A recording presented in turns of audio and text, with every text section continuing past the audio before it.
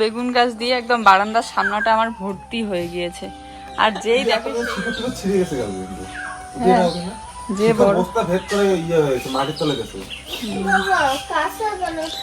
আর বরবটি গাছ থেকে আর মনে হচ্ছে না যে বরবটি হবে। কয়েকটা হয়েছিল সেগুলো নষ্ট হয়ে যাচ্ছে, তো একটা দুটো আছে ওগুলো তুলে নিচ্ছি। ঝিঙের গাছটা বাঁচতে পারে বুঝছো, একটা গাছ মরে গিয়েছে, কিন্তু এটাতে স্প্রে না করা হলে ফল ধরবে না। এই যে এত পরিমাণে পিঁপড়া হয়, এই দেখো পিঁপড়াই শেষ করে দেয়। তো এই কয়েকটা বরবটি আমি তুলে নিচ্ছি, না হলে এগুলো শুকিয়ে যাবে। গাছগুলো দেখে খুব মায়া লাগে। এই যে টমেটোর ফুল ধরেছিল। সকাল, কেমন আছো সবাই? আশা করি সবাই ভালো আছো, সুস্থ আছো। আমরা অনেক অনেক ভালো আছি। এখন একটু যাওয়া আসা করা অসুবিধা হয়, এখানে রডের মাথাগুলো বেরিয়ে আছে। আর আমি ব্যাক ক্যামেরায় দেখাচ্ছি কতটা কি কাজ হলো। সারাদিনে মানে কাজগুলো সেরকম করে ভিডিওই করা হচ্ছে। ফাইনালি এই যে এখন সবে 2টা রুম বোঝা যাচ্ছে। ওই সাইডে একটা রুম, এই মাঝখানে একটা রুম। আর এগুলো ঢালাইয়ের জন্য রেডি করা হয়েছে। আজকে আরও কিছু কাজ বাকি আছে, ওই সাইডটাতে মানে রেডি করা হবে। তো 2টাতে কমপ্লিট হয়ে গেলে তারপরে ঢালাই। কত বড়! হ্যাঁ, এখানে আমার পুঁইশাকের গাছগুলো নষ্ট হয়ে যাচ্ছে, ভেঙে যাচ্ছে গাছগুলো। তুমি একটা লাঠি দিয়ে ঢোকা দিতে, আরে এখানে কাঠের তক্তা পড়ছে কালকে, গাছটাতে একটু বেঁধে দিলে ভালো হয়। কাঠের কালকে তক্তা পড়ছে এখানে। ওই টমেটো গাছটা ওখানে দেখো হাতে লেগে ভেঙে যাবে, ওখানে লাঠিটা ঠিক করে দাও, সোজা করে দাও। দিলাম। এই দেখো, এই গাছের প্রথম হয়েছে এই ফলটা, বরবটি। আর উপরে একটা আছে। এই গাছটা আগে ওই সাইডে লাগানো ছিল, ওখান থেকে এখানে রাখার পর প্রথম। হ্যাঁ, একদিক থেকে খুবই মন খারাপ লাগে আমার এই ছোট্ট বাগানটা নষ্ট হয়ে যাচ্ছে দেখে। চোখের সামনে প্রত্যেক দিন একটু একটু করে গাছগুলো শুকিয়ে যেতে দেখছি, মানে সবজি হচ্ছে না সেটাও দেখছি। কতটা যত্ন করে তোলা, তাই না? খারাপ তো লাগবেই। আর প্রত্যেক দিন ঘুম থেকে উঠেই এই সবজি গাছগুলো দেখে না আমার মনটা একদম ভরে যায়। তো এখন আর সেটা হবে না। এবারে অন্য জায়গায় রাখার পরও চেষ্টা করব আমি একটু যত্ন নেওয়ার। যদি হয় তো হবে, না হলে আর কি করার বলো। কারণ এক জায়গা থেকে আর এক জায়গায় সরিয়ে নিলে না সেটা আর ভালো মতো হয় না। আর সব থেকে যেটা হয় কি, চোখের সামনে থাকলে সব সময় যত্ন নেওয়া যায়। সব সময় যখনই মনে পড়ে জল দেওয়া, মানে চোখে দেখা যায় যে শুকিয়ে যাচ্ছে বা নষ্ট হয়ে যাচ্ছে, এটা ঠিক করতে হবে, ওটা ঠিক করতে হবে। আর বাড়ির পিছনের দিকে তো সব সময় যাওয়া হয় না, তাই তারপরেও গাছগুলো ওইদিকে থাকলে আমাকে বারবার আকর্ষিত করে। যাক, সকাল সকাল ভেজা জামাকাপড়গুলো বের করে দিয়ে এখানে শুকনো জামাকাপড়গুলো ভাঁজ করে নিচ্ছি। আর একদিকে মন খারাপ লাগে ঠিকই গাছগুলোর জন্য, কিন্তু আরেকদিকে আনন্দই লাগে, কারণ আবার ঘরের কাজ এগিয়ে যাচ্ছে একটু করে। আর আমরা তো এসে সেটাই চাই না যে তাড়াতাড়ি আমাদের ঘরটা কমপ্লিট হোক। অন্তত 2টা রুমের মতো কমপ্লিট হলে ওয়ালের গাঁথনি ওয়ালগুলো উঠলে আমার অনেকটা চিন্তা কমে, জানো। তখন মনে হয় যে হ্যাঁ, একটু তো অন্তত ভালো কাজ হয়েছে। পরিশ্রম করার পর সেই টাকাটা যদি কাজে লাগানো যায় তবে বেশ ভালো লাগে। আর এই যে লাখ লাখ টাকা খরচ হচ্ছে এইটুকু তুলতেই, এই ঘরটা তুলতে জানি যে আরও অনেক অনেক খরচ হবে, অনেক টাকার প্রয়োজন, অনেক খরচ করতে হবে, অনেক ইনকামও করতে হবে। কিন্তু তারপরেও গায়ে লাগে না যে এতটা খরচ হচ্ছে কেন, জানো। কারণ ওটা একটা ভালো কাজ হচ্ছে, ঘরটা একদম মজবুত আর শক্ত হয়ে উঠতেছে। এখন স্কুলে আমরা মা মেয়ে মিলে যাচ্ছি। শোনো, কি খাচ্ছ? বিষ ফেলো। ও গিয়েছে কাঠ আনতে, কাঠ দিয়ে ওই বাকি যে কাজগুলোতে লাগে সেগুলোর জন্য আনতে গিয়েছিলাম। আমি এদিকে জুইকে নিয়ে চলে আসলাম, দেরি হয়ে যাবে। আজকের পরিবেশটা বেশ ভালো, মানে আবহাওয়াটা ঠান্ডা আছে হালকা, আবার গরমও পড়েছিল দুপুরবেলার দিকে। তো আমি এখানে 12 ভাজা খেতে চলে আসলাম। ঝালমুড়ি। স্কুল বন্ধ মনে হয় না? হ্যাঁ, তো অনেক দিন ধরে 12 ভাজা খাওয়া হয় না। আসার পথে ওদিকে 10 টাকার মতো 12 ভাজা নিয়ে আসলাম। নিয়ে আসার পর আমি তো ভাত খেয়ে নিলাম। এবারে 12 ভাজাটা দেবো আর তার সাথে চা দেবো। 12 ভাজা খেলে একটুখানি পেট ভরা থাকবে, আর এই গরমে একটু 12 ভাজা খেয়ে জল খেতেও ভালো লাগে। আর তার সাথে বিস্কিট তো থাকবেই। আর যেহেতু শশাও নিয়ে আসা হয়নি, তো ওইদিকে 12 ভাজাটাই নিয়ে আসলাম। ভেবেছিলাম শশা নিয়ে আসবো, কিন্তু শশার দোকানের আগেই 12 ভাজার দোকানটা পড়ে গিয়েছে। এবার 12 ভাজা দেখে আমার মনে হচ্ছিল যে 12 ভাজাটাই নেই। যাক, তারপরে এই যে চাটা করে নিলাম। আর দেখো একটা জিনিস, ও কিভাবে নিজের হাতে গাছগুলোকে নষ্ট করে দিচ্ছে। নষ্ট না, আসলে কাটতেছে, কোথায় কোথায় বাঁধা আছে, বেঁধে না রাখলে আবার পড়ে যায় গাছগুলো, ঝুলে পড়ে। তো ওই বানগুলো কেটে দিচ্ছে, দড়িগুলো কেটে দেওয়ার পর এগুলো গাছ সরিয়ে রাখবে পিছনের দিকে। আর এই দৃশ্যটা আমি ঘর থেকে জানালা দিয়ে দেখছিলাম, আর আমার খুবই খারাপ লাগছিল। তার সাথে বাবাও কিন্তু হেল্প করছে অনেকটা, মানে বাবাও কাজ করছে। তো এদিকে এই দেখো গাছগুলো কয়েকটা এখানে রাখা হয়েছে, 2টার মতো, আর বাকিগুলো সব বাড়ির পিছনের দিকে রাখা হয়েছে। আর এই যে খেতে বসে পড়েছে, খাওয়া দাওয়ার পর আবার এগুলো জয়েন দেওয়াদই করছে। লক্ষ্য করে দেখলাম যে টমেটোর গাছগুলো এতটা বড় হয়েছে, আর এখানে কাঠের কাজ যেহেতু চলছে, তো কাঠগুলো মানে পড়ে ঠরে আর লেগে গাছগুলো হেলে গিয়েছে। তো একটু লাঠি দিয়ে সোজা করে দিলাম যাতে নষ্ট না হয়। ফুল ধরেছে দেখো তো কেমন, এত সুন্দর সবজি হতো, বরবটিগুলো তো দারুণ হতো। আজকে অল্প একটু বেরিয়েছে, অন্য দিন কিন্তু যে কয়েকদিন তুলেছি প্রত্যেক দিনে আমার 2 হাত একদম ধরেই না, তোমরা দেখেছো। কিন্তু কিছু করারও নেই, এই ভয়ে আমি আবার ফুলের চারা গাছও লাগাই না নতুন করে। লাগানোর তো খুব ইচ্ছে, কিন্তু এই যে সরিয়ে রাখতে হয় পরে। আর এখনও যেহেতু ঘরগুলো ঠিকঠাক জায়গা মতো করা মানে হয়নি, কমপ্লিটও হয়নি, তো এই জন্য ফুল গাছও লাগাতে পারি না। পরে এরকম যদি ফুল গাছ চারা গাছ লাগাই যে অনেক বড় হয় লেবু গাছটার মতো, আর খুব সুন্দর ফুল হয়, আমি দেখে রেখে দিয়েছি। কিন্তু সেগুলো আবার সরিয়ে কোথায় একবার এত বড় গাছ সরালে না পরে আর হয় না ভালো মতো। তো এই জন্য আমি ঠিক করেছি নতুন করে এখন আর কোনো ফুল চারা গাছ লাগাবো না, যেগুলো গাছ আছে সেগুলোরই বীজ বুনে আবার লাগাবো। আর আগে ঘর কমপ্লিট হয়ে গেলে পরে অনেক ফুল গাছ লাগানোর ইচ্ছে আছে। আমার উনুনটা কেটে নেওয়ার পর এখন কত সুন্দর হয়েছে না, রান্নাও করতে দারুণ মজা লাগে। একটু মাঝখানের গর্তটা বেশি হয়েছে, তাড়াতাড়ি ভরেও যায় না। আর মুখগুলো একটু কেটে কেটে বড় করে নিয়েছি, রান্না করতে বেশ সুবিধাই হয়। আর দেখো মোছার পর কতটা সাদা ধবধবে লাগছে উনুনটা। এখন কিন্তু এত সহজে ফেটেও যায় না, কারণ এখন অনেকটা ছোট হয়েছে, আগে একটু উঁচু ছিল, খুব তাড়াতাড়ি ফেটে যায়। সকালবেলায় ঘরগুলো ঝাড়ু দিয়ে নিয়েছিলাম, কিন্তু এই যে বেগুনের গাছের কিছু পাতা আমি কেটে দিলাম, কারণ এত পরিমাণে পাতা হয়েছে। আর কিছু পাতা বারান্দার এক সাইডে ওইদিকে মানে যাওয়া আসা করতে গায়ে লাগছে, আর বেগুন পাতাগুলোতে এত কাটা, তো এই জন্য কাটতেই হলো। বাগানের কি অবস্থা হয়েছে, একটা গাছও নেই, পুরো জায়গাটায় ফাঁকা দেখা যাচ্ছে। কিরে এই অবস্থা করে দিলা? হ্যাঁ, এই যে পুরো একদম ফাঁকা হয়ে গিয়েছে। এখান থেকে এখন সামনেটা কেমন যেন ফাঁকা ফাঁকা লাগছে না, সেটাই বলছিলাম ওকে। আর হ্যাঁ, আমাদের ঘরের ভিতটা কতদূর পর্যন্ত উঁচু থাকবে বলো তো? কালকে তো বলেছিলাম আমি তোমাদের, কিন্তু আজকে একদম ভালোভাবে ক্লিয়ার করে দিই, আর বোঝাও যাচ্ছে যেখান পর্যন্ত কাঠগুলো সেট করা হয়েছে সেখান পর্যন্তই কিন্তু উঁচুটা থাকবে। তো আর একবার ঝাড়ু দিয়ে স্নান করে এই যে সবে আমি খাওয়া দাওয়া করব। আর এখানে চাল কুমড়ো বলে মিষ্টি কুমড়োর সবজি ছিল, আর তার সাথে ডিমের ঝোল আর করলা ভাজা। আর আমাদের রুমগুলো কিন্তু বেশ বড়সড়ই হয়েছে, তাই না? দেখেই বোঝা যাচ্ছে। আমি সবসময় চেয়েছিলাম যাতে রুমগুলো একটু বড়ই হয়। থেকে উঠে চলে আসলাম একটু মুখ ধুয়ে সামনের দিকে, একটু হাঁটাচলা করছি। জুই গিয়েছে টিউশনে, জুইকে নিয়ে আসতে গেল ওর পাপা। আসলে খুব সকালবেলা উঠেছি এদিকে, আর রাতে একটা ফিল্ম দেখতেছিলাম, তো অনেক রাত পর্যন্ত ঘুমিয়েছি। রাত 2টার দিকে দেখা শেষ হয়েছে, তারপরে ঘুমিয়েছি। তো এই জন্য ঘুমটা ঠিকঠাক হয়নি বলে বিকেলবেলাটা ঘুম পাচ্ছিল। এডিট করার সময় ঘুম পাচ্ছিল, আজ একটু আগে এডিট করেছি। তারপরে বিকেলবেলা এই যে বিছানায় শুইতে একটু চোখ লেগে এসেছিল। এখন একটু ফ্রেশ লাগছে, কিন্তু পাগুলো এখনও ব্যথা করছে। যত পায়ে হাঁটাচলা করি তত টেনে ধরে পাগুলো।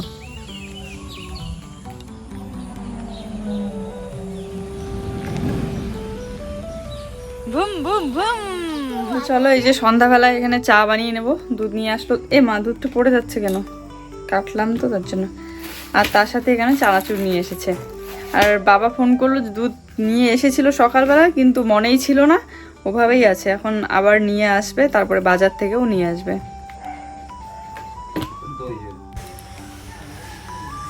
ও গিয়েছিল বাজারে, তবে একদম বাজারের ভিতরে না, মোড়টার ওখানেই জুইশোনা টিউশনে পড়ে।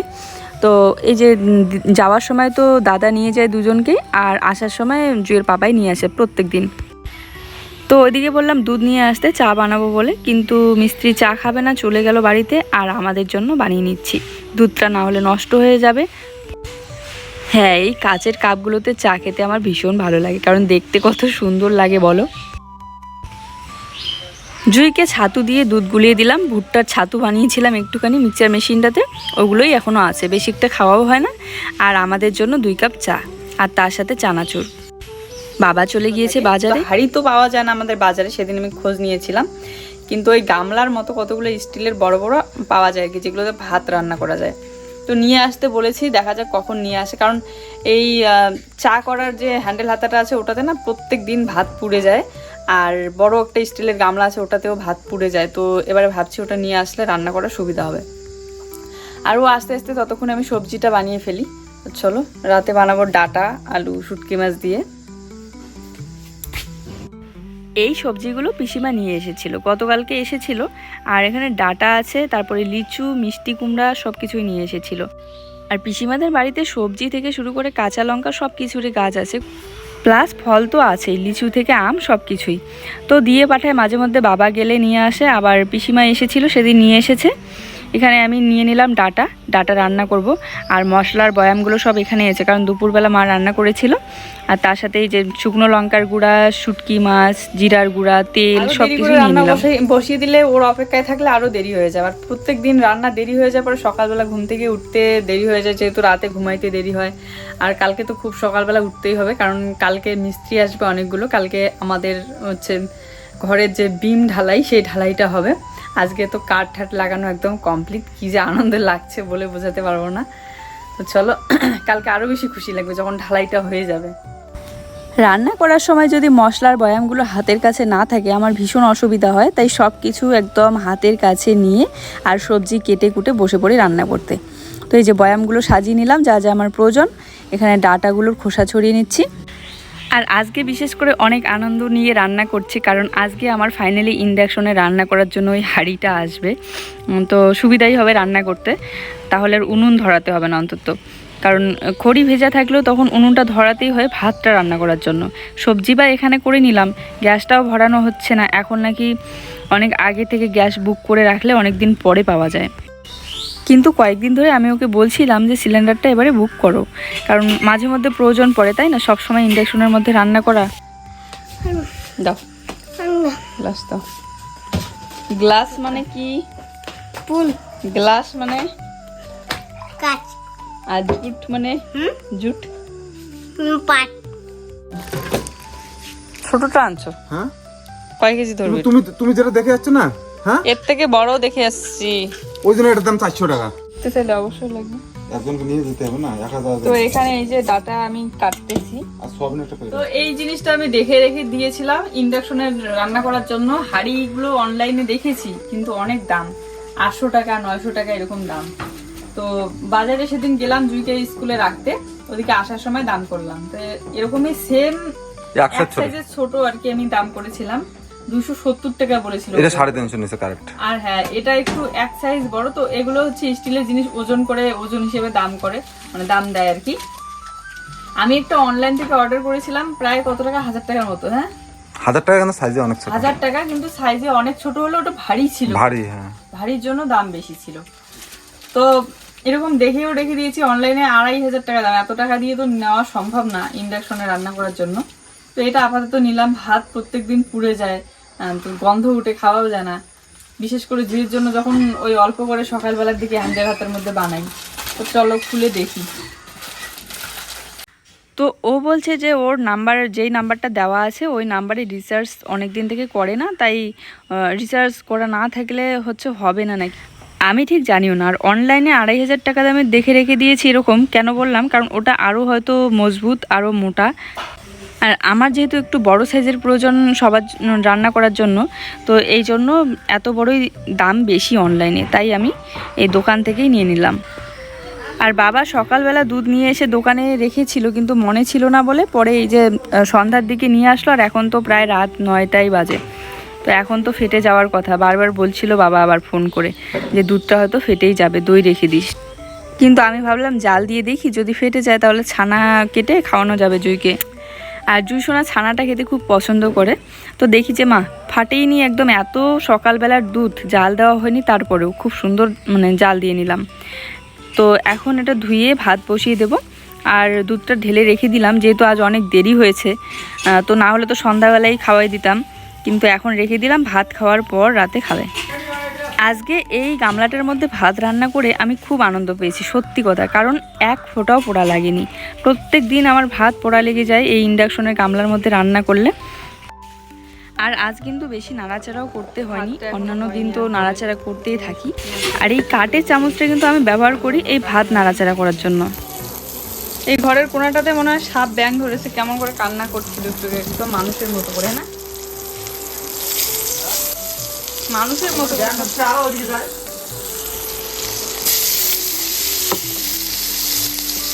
রান্না করে। লাইট দিয়ে দেখো তো,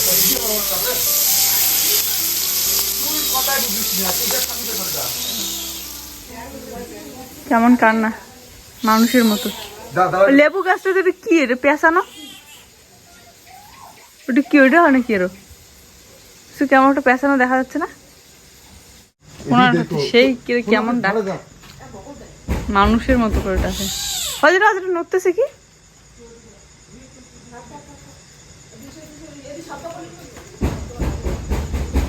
গুলো যে দেওয়া আছে না ওখানে মাঝখানে মনে হয় ঢুকছে। এই জায়গা থেকে আওয়াজটা আসতেছে, এই জায়গা থেকে, এই যে কেমন আওয়াজ।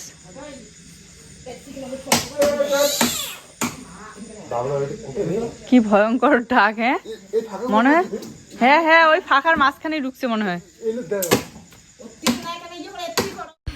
কি একটা ভয়ঙ্কর কান্না, তাই না? আমরা ভেবেছিলাম প্রথমে যে সাপ বড় একটা ব্যাঙ ধরেছে, তার জন্যই এত কান্না। প্রথমে তো আমি ভয় পাচ্ছিলাম একদম বাচ্চার কান্নার মতো শুনতে। তারপরে ও বেরিয়ে আসলো, বাবাও বেরিয়ে আসলো, আর ভেবেছিলাম যে শাটারগুলো সেট করা হলো, কাঠগুলোর মাঝখানে হয়তো ঢুকেছে, বেরোতে পারছে না। কিন্তু তারপরে অনেক কষ্ট করে দেখতে পেলাম যে এক কোনায় লেবু গাছটার ওখানে। আর এই কান্নাটা যদি মাঝরাতে শুনতাম তাহলে তো আরও বেশি ভয় লাগতো। তো অনেক ভয়ে ভয়ে আমি রান্নাঘরে ঢুকলাম, কারণ এদিকেও আসতে পারে। আর যেহেতু এদিকটা পাথর, তারপরে বস্তা দিয়ে একদম ভরে গিয়েছে, যাওয়া আসার কোনো জায়গাই নেই। ভিতরে যদি সাপ লুকিয়ে থাকে তাও দেখা যাবে না, বের করাও যাবে না। তো আমি কিন্তু ডাঁটা আলুর ঝোলটা বরাবর এভাবেই বানাই। অনেক সময় মশলাটা বেটে দিই, আজ তো গুঁড়ো মশলা দিলাম, জিরার গুঁড়া, শুকনো লঙ্কার গুঁড়া। প্রথমে ওই পেঁয়াজ, তারপরে শুটকি মাছ এগুলো ভেজে নেওয়ার পর দিয়েছিলাম ডাঁটা আলুটা, তারপরে ডাঁটা আলু সহ ভেজে নিয়ে মশলাগুলো দিয়ে দিচ্ছি।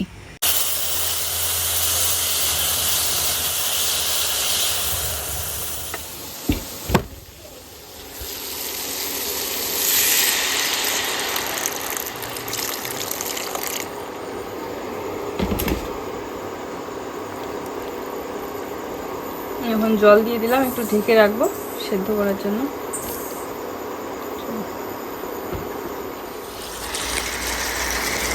তো এই যে শুটকি মাছ দিয়ে ডাঁটা আলুর ঝোল আমার রেডি। হালকা একটু জল দিয়ে ঝোল করবো, আগে কষিয়ে নিচ্ছি। চলো, আমার রাতের রান্না কমপ্লিট, এখন খাওয়া দাওয়া করবো। এখন প্রায় 10:30 বাজে, অনেক রাত হয়ে গেল। আর যেহেতু স্টিলের হাঁড়ি নিতে পারলাম না, এবার স্টিলের কড়াইটা নেব। সবজিটা সত্যিই দারুণ হয়েছে, সেন্টও খুব সুন্দর বেরিয়েছে। ও বাড়িতে আসলেই টিভিটা অন করে দেয়, তাছাড়া আমি একা এখন টিভি দেখি না। সন্ধ্যাবেলা না হলে সিরিয়াল দেখতাম আগে, যেহেতু এখন রিসার্চ করি না, ওয়াইফাই দিয়ে দেখি। তো এই জন্য ও আসলে যেটা দেখে ফিল্ম সেটাই দেখি। বর্তমানে একটাই সিরিয়াল দেখি, সেটা হচ্ছে অনুপমা, খুব ভালো লাগে। যাক, চলো ভাতটা বেরিয়ে নিচ্ছি। আর এখানে আর অন্য কিছু সবজি বানালাম না, জুইয়ের জন্য দুপুরবেলাকার একটা ডিম আর ডিমের ঝোল আছে, এগুলো দিয়েই খাওয়া দাওয়া করি। আজকের ভিডিওটা এই পর্যন্তই। সবাই ভালো থেকো, সুস্থ থেকো, দেখা হচ্ছে নতুন ভিডিওর সাথে। সবার জন্য রইল অনেক অনেক ভালোবাসা। আমাদের ভিডিওগুলি ভালো লাগলে অবশ্যই একটা লাইক, কমেন্ট, শেয়ার করে দিও। আর যারা যারা আমাদের চ্যানেলে নতুন, প্লিজ চ্যানেলটিকে সাবস্ক্রাইব করে দিও। সবাই ভালো থেকো, সুস্থ থেকো, টাটা, গুড নাইট। আর কি বলতো, প্রত্যেক দিন ভিডিওটা যে এন্ড করব সেটা আর মাথায় থাকে না।